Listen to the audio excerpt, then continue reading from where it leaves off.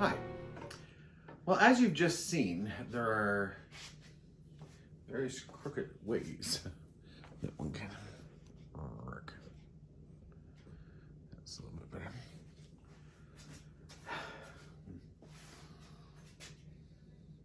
Hello again. As you've just seen, there are many names for God, many ways to describe God. In fact, by some counts, Jesus has 117 names in the Bible, which is bound to bring in some different attributes. And sure enough, at different times in people's lives, they need or they seek out or they want God to be big, all-powerful, God of the universe type stuff.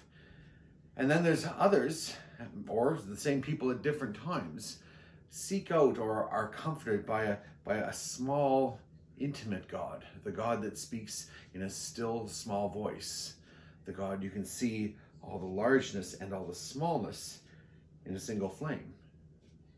It's no wonder that Jesus is so often referred to as the light of the world, because light can be very big, like a star close up, and it can be very small, like a candle.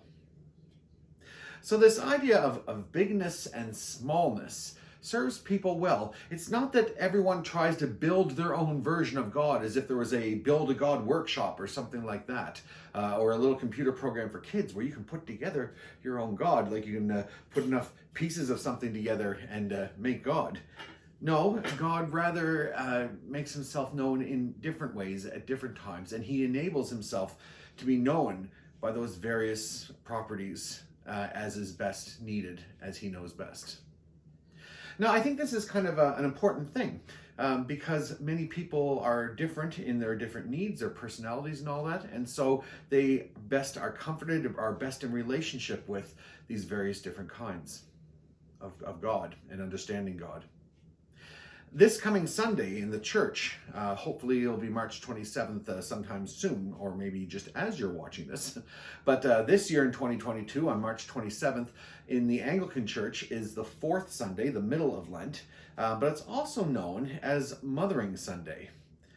Today in Britain and some other places, it is their version of Mother's Day, and so there are flowers and cards, obligatory brunches with mom and flowers and things like that. But it also it has a very strong identity in the church. It first came from the church.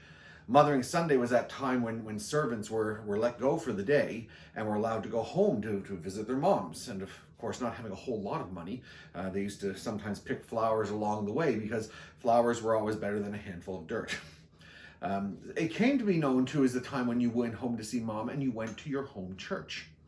And so therefore you see mothering and home and church together. There's also an aspect of the bigness of this, that the cathedral being known as the mother church of a diocese. So here in New Brunswick, our Diocese of Fredericton, we have as our mother church, Christ Church Cathedral in Fredericton, and a beautiful church it is. So you can walk into a cathedral, vast, high ceilings and roofs, everything big from the pillars holding up the roof to the embellishments and the altar and everything else, all the decorations and ornamentations, all those things. And you can see the bigness of God, and yet you can sit there by yourself perhaps, or amongst others, and also feel the intimacy, the perhaps smallness of God. Now, likewise, if your home church is not the cathedral and you've gone on Mothering Sunday to your home church, well, that church probably isn't as big as the cathedral, probably, because maybe it is. But if you're in a little country church like those in our parish, you can see the intimacy of God in the smallness of things. The pews that don't hold 20 people, but maybe hold 5. They all breathe in at once. You can feel the smallness, the close connection of God in the small things that you see around you. But in realizing this too, you also realize that you are connecting with the God of the universe. So the bigness is still there. So just like God is present in small ways and large ways, so it doesn't matter what church you're in, if you're in a church at all, to understand this largeness and smallness.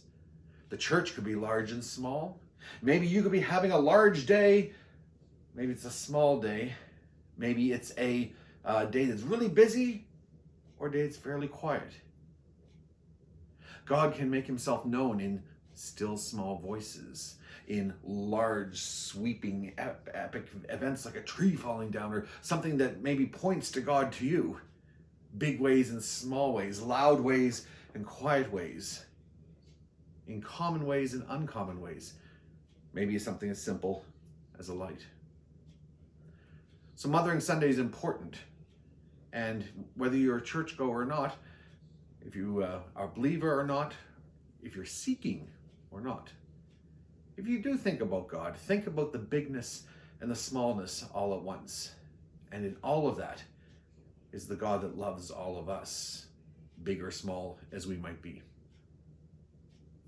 See you soon.